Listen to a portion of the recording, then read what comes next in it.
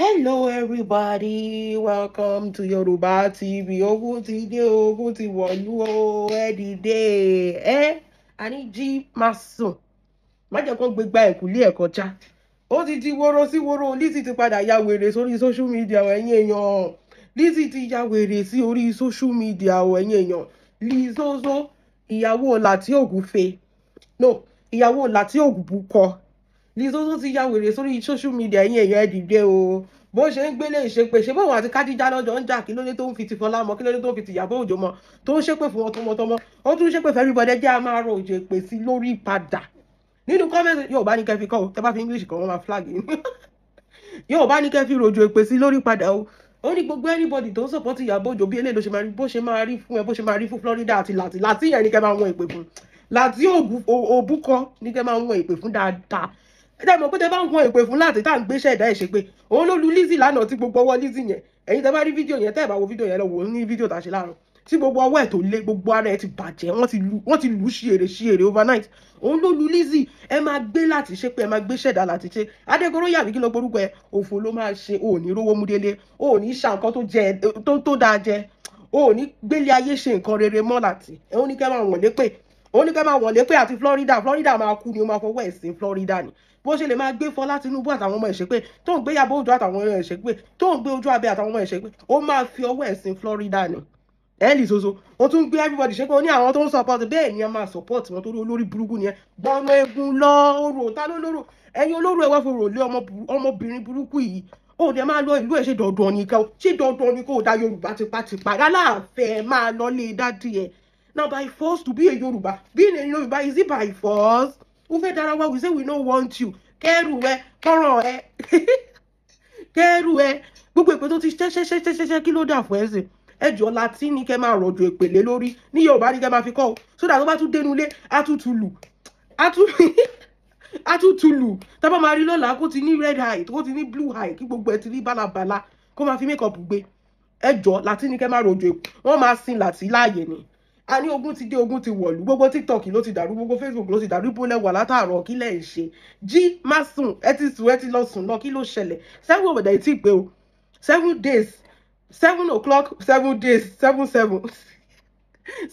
ló fẹ́ fi ṣe ṣó yìí o ẹ̀yin èèyàn ẹ jí 7 ò tí ì lù gbogbo ìgboro ti dàrú kí ló ṣẹlẹ̀ gọgọgọgọgọ ogun ti wọ̀lú ogun ti gbé Lizzy lọ tọmọtọmọ tọkọtọkọ orí Láti Ògúnfe ó ti burú Láti Òbúkọ ó ti burú sọnù rí bó ṣe ń sí tán ni lórí live video tó dẹ̀ ń tutọ́ sára kí ló ṣẹlẹ̀ Lizzy ti ya wèrè ta ló lágbo ń bẹ̀yẹn ta ló lágbo ẹjọ́ ẹgbà mí kábà ẹ̀ lágbo lé lórí Lizzy ti ya wèrè àbí kẹ fún mi tamborin Lizzozo ti ya wèrè o wèrè ti wọ̀lú o Lizzozo ti ya wèrè ó ti ń sí tán káàkiri o ìgbà tí yóò kì í ṣòbùkọ Lizzozo ti ń tutọ́ sára ó ti ń datọ́ kò fún Tinubu ó máa datọ́ yẹn kú náà ni Láti náà máa wọ́ tọ́kú báyìí ni ẹ ní gbádùn ẹ ní nísìmí kì í ṣe no be by force to be a Yorùbá we no want you máa lọ ìlú ẹ àfẹ́fẹ́ gbogbo nǹkan máa gbòdì fún ẹni gbogbo nǹkan ò ní gbọ́ tó bá ti ń jẹ́ fún ẹ tẹ́lẹ̀ ó máa bàjẹ́ fún ẹni for you to be cursing and be cursing and be cursing and you are even cursing every one of us ọmọ pé gbogbo apátápátá lọ sọ àtàwọn tó ń gbèjà Ìyábọ̀ àtàwọn tó ń ṣe kíní Ìyábọ̀ mo ní kẹ́ máa ròjò èpèlé Láti lórí kẹ́ máa ròjò èpèlé ṣẹ̀dá ẹ̀ lórí tẹ́ bá ti ń ròjò èpèlé Láti lórí ó máa fi àbọ̀ jẹ́ lára Lizzy ẹ rí bí gbogbo ara ẹ̀ ṣe pọ́n ni ẹ wo bó ṣe lu gbogbo ara ẹ̀ tán ti lù lálùyà lánàá ẹ máa ròjò èpèlé Láti lórí pé ó máa ṣorí ibú ni ó máa sin ọmọ ni Láti máa sin àwọn ọmọ ẹ̀ sẹ́tà àwọn ọmọ Fọlá Láti gbogbo ọmọ tó tara ẹ̀ jáde pátápátá ló máa gbé sin ọ ní ọ̀rá for ọ̀rá bring it on we are ready on this social media Láti gbogbo ọmọ tó tara ẹ̀ jáde ló máa gbé sin gbogbo ọmọ tó ti ara ẹ̀ jáde àti first wife àti second wife tó bá lè gba Lizzy kó máa ṣépè fún ọmọ Fọlábẹ́yìn àti ọmọ Ìyábọ̀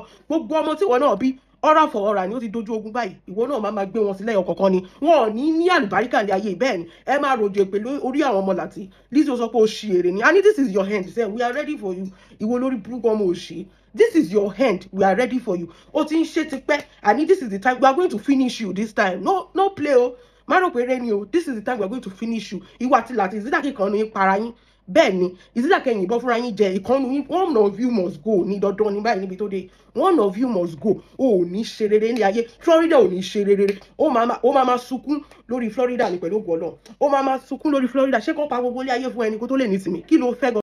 máa lọ o, ẹ bá wa sọ fún pé kó máa lọ ìlú yín, àfẹ́ mọ́ ilé tó ṣe ti tó, gbọ̀nàrún lọ Lizzozo, ó yá gbọ̀nàrún lọ kó máa ṣí èrè káàkiri gbogbo bí tó bá ti ó tẹ̀ ti ń tẹ́tẹ́lẹ̀, ìyẹn ò tẹ̀ kì í ṣépè mọ́, gbogbo ojú tó bá ti rí ẹ, gbogbo ojú náà kàn máa ṣépè fún ẹ, kójú náà kó máa ṣàdúrà fún ẹ, gbogbo nǹkan tó bá ti ń ṣe, gbogbo ọ̀nà ẹ gbọ́dọ̀ máa dàrú ni, gbogbo ọ̀nà ẹ máa dojúrú ni, bó ṣe ń fún àwọn ọmọ ọlọ́mọ lépè yẹn, tó ń fún àwọn ọmọ Fọlá lépè, tó ń ṣépè fún Priscilla, gbogbo àwọn ọmọ tó tara láti jáde wọ́n máa gbé wọn sílẹ̀ yọ̀ kọ̀ọ̀kan ni, wó ọ̀rá fọ̀ọ̀rà ìyá ẹ̀ ò tí wá sọ pé ò ṣe bẹ́ẹ̀ mọ́, gbogbo ọmọ tó ti ara láti jáde, gbogbo ọmọ tó ti bí àti sọ́dọ̀ ẹ̀ ni o àti síta ni o, ó máa sin wọ́n lẹ́yọ̀ kọ̀ọ̀kan, àti gégùn fún ìrànwọ́ ń sìn báyìí, kò ní sí ọmọ kọ̀ọ̀kan tó tara láti jáde tó máa ṣoríire. Bẹ́ẹ̀ ni, you think it's a play? Ó ti pẹ́ tó ti ń ṣe, this is your hand. Torí pé à ń wú ẹ̀, o rò pé àwọn gan gbádùn, torí pé à ń wú ẹ̀, ó ní gbogbo àwọn èèyàn tó ń support Ìyábọ̀ Òjó, ṣó rò pé wọ́n nìkan ló mọ̀ pé iṣẹ́ ni? Bring it on, ìyẹ́ ò ní jẹ́ tán, ìwọ olórí burúkú ọmọ àbí ìpà bẹ́ẹ̀ ọmọ ọkọ ọmọ àwọn alábá tiẹ̀ jẹ́ ni, ṣé dandan ni to marry na by force, ṣé dandan ni, ṣógun láyé ni, ṣógun ni marriage ni, ṣé ìgbéyàwó lélẹ̀ àbí kí ni torí Ọlọ́run? Must you curse because you want to stay in a marriage? You are not happy in that marriage. Wọ́n lù ẹni bí lùbàrà, ó dẹ̀ kúrò ń bẹ́ẹ̀, ṣó dìgbà tó bá pa ẹ́ síbẹ̀ ni. Olórí burúkú láti o ti ṣorí ibú látẹ̀yìn rẹ̀, ó ti dẹ́ni ẹ̀tẹ̀, ó tẹ̀ ti tẹ́tẹ́lẹ̀ náà, ó ti dẹ́ni ẹ̀tẹ̀ ẹni àbùkù ní ẹ́, ọwọ́ ẹ̀ ò tún jí sówó mọ́, ìṣẹ̀dá ẹ̀ ti gbàbọ̀dé látẹ̀yìn lọ. Láti ní kẹ́ máa wọ̀n lé pé àtàwọn ọmọ tó tara láti jáde, ọ̀rá for ọ̀rá, you will not, you will never see it coming. Ẹ̀yin olórí burúkú gbogbo yìí, kí ló ń ṣe yín náà? Òun ni mò ń sọ fún ẹ, bring it on. Èpè pọ̀ lẹ́bi ìyanrìn, ìwọ àti ta ni? Ìwọ ọmọ kọ́mọ, ìwọ má worry, we are ready for you. Ẹ máa ń wọ̀n èpè, ẹ fi Lizzy ilẹ̀ o, láti ní kẹ́ máa wọ̀n lé pé ó máa dáhùn iṣẹ́ fún Lizzy tó bá ti délé lálẹ́. Ẹ máa wọ̀n láti lé pé àti gbogbo àwọn Ayọ̀mídé tó ń kó káàkiri yẹn, gbogbo ọmọ tó tara láti jáde, and this time she will stop by force. She has to stop. This nonsense has to stop. It is high time for her to stop. Gbogbo ọmọ tó tara láti jáde náà máa gbé sí lẹ́yọ kọ̀ọ̀kan, ní ẹyọ kọ̀ọ̀kan náà máa gbé wọn sí, wọ́n máa kígbe ọ̀fọ̀ nínú ilé ìyá wọn ni.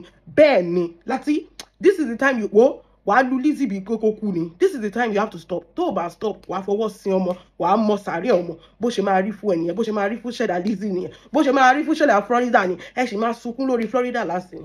Ẹ̀yin olórí burúkú, ṣé dandan ni ilé ayé ni ẹ̀ẹ́dẹ̀ gbọ̀nàrún lọ? They force you to stay in this world. They force you now. Tẹ́ bá wọn pé ilé ayé ti sun yẹn ẹ̀ẹ́dẹ̀ máa lọ kẹ́ lọ kú dànù, kẹ́ kúkú lọ ní internal rest, kẹ́ rest in pieces and not in peace. Kí ló dé náà? Kí ló ṣẹlẹ̀ náà?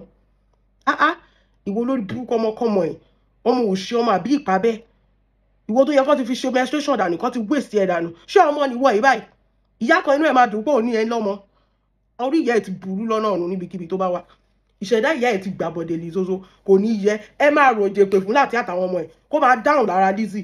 By the time tẹ bá fẹ́ fi èpè báyé láti jẹ́, á lù ṣèrè, á lù àtútù lù, ìwọ ọmọkọ́mọ, á ní you will stop by force. O rò pé wọ́n nìkan ló rò pé iṣẹ́? Bring it on, you will stop by force by fire lórí social media. O ò ní dúró bíi kíni, you will stop by force. Pẹ̀lú gbogbo fọ́tò àwọn ọmọ yẹn la máa kó wálé ọ̀hún kankan, gbogbo ìgbà tó ti ń kó fọ́tò àwọn ọmọ Fọláwá tó ń ṣépè fún wọn àti bẹ́ẹ̀ certificate wọn, ṣòro pa we are just looking at you. It's high time for everybody kó máa wọ̀n ẹ́ lépè báyìí, kó máa wọ Florida ikú yẹn lépè ní, ikú ló máa pa Florida mọ́ ẹ lọ́wọ́, àìsàn máa gbèdè ni pẹ̀lú ògùn Ọlọ́run.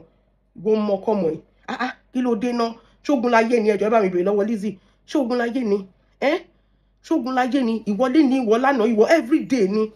Ó ṣe náà, gbogbo ẹ̀ náà ló tán mọ́ ẹ lórí, ó ṣe náà, ó ṣògónù náà ní ibẹjọ́ òfò yìí náà ni. Olórí burúkú, na by force to be famous, ológo àtijọ́, ológo ancient of days, ògo ti lọ wèrè ló kù, abínú wáyé, ìwọ ọmọ òṣì, ọmọ ọ̀ranù, ìwọ tó yẹ kán ti waste, kán ti ẹ̀ràn ẹ lọ sí Sambisa forest, kán ti waste ẹ sójú ogun, ó yẹ kó pàdé pẹ̀lú àwọn 200 people tán sunpa yẹn ni, àwọn ọmọ ọlọ́mọ tán sunpa, irú ìwọ ló yẹ kán sun mọ́lé, dànù. You will never see it coming lórí social media. Ìwọ ní sùúrù, we are bringing it on.